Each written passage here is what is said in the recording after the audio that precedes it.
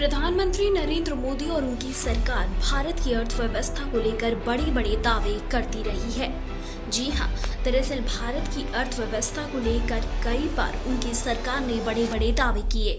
कहा जाता है कि भारत दुनिया की 5वीं सबसे बड़ी अर्थव्यवस्था बन चुका है और जल्द ही $5 ट्रिलियन की इकोनॉमी बनने की राह पर है।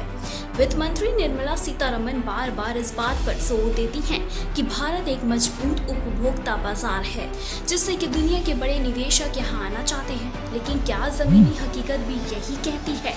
दरअसल हाल ही में ब्लूम वेंचर्स की इंडस वैली एनुअल रिपोर्ट 2025 ने इन तमाम दावों की पोल खोल दी। रिपोर्ट्स के अनुसार भारत की 90% आबादी यानी कि करीब 100 करोड़ लोगों के पास अतिरिक्त खर्च करने के लिए पैसे नहीं हैं। उनकी पूरी आमदनी केवल ही बुनियादी जरूरतों को पूरा करने में खत्म हो जाती है।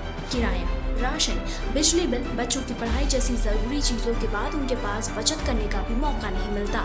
रिपोर्ट्स तो ये भी बताती हैं कि भारत की अर्थव्यवस्था सिर्फ शीर्ष 10% अमीर लोगों के हाथों में सिमट गई। ये लगभग 13 से 14 करोड़ लोग हैं जो देश की पूरी खपत और आर्थिक वृद्धि को चला रहे हैं। इनकी तुलना में शेष 90% आबादी अर्थव्यवस्था में कोई बड़ा योगदान नहीं कर पा रही, क्योंकि उनके पास खर्च करने की क्षमता ही नहीं बची। भारत में उपभोक्ता वर्ग गहराता जा रहा है लेकिन विस्तृत नहीं हो रहा। इसका मतलब है कि अमीर लोग और ज्यादा अमीर हो रहे हैं, जबकि नए अमीर बनने की रफ्तार बेहद धीमी है। गरीब वर्ग के लिए आर्थिक सफलता हासिल करना मुश्किल होता जा रहा है। महंगाई और बेरोजगारी के कारण गरीब और मध्यम वर्ग के लिए अपनी आर्थिक स्थिति सुधारना लगभग असंभव है।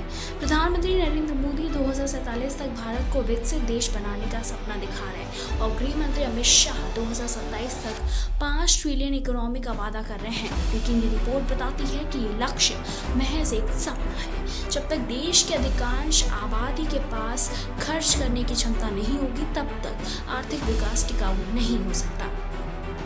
महंगाई के इस दौरे में लोग आर्थिक तंगी से जूझ रहे हैं। पेट्रोल डीजल की बढ़ती कीमतें, खाद्य वस्तुओं की महंगाई और बेरोजगारी आम लोगों को परेशान काफी ज्यादा कर रही है। ऐसे में सरकार के आर्थिक विकास के दावे जमीनी हकीकत से काफी दूर रखते हैं। भारत की अर्थव्यवस्था में अमीरी और गरीबी के बीच की खाई लगातार बढ़ रही है। जब तक देश की 90% आबादी के जीवन स्तर में सुधार नहीं होता, तब तक आर्थिक विकास का लाभ केवल कुछ अमीर लोगों तक ही सीमित रहेगा। ऐसे में सरकार को केवल बड़े बड़े दावे करने के बजाय आम जनता की क्रय शक्ति बढ़ाने पर ध्यान देना होगा।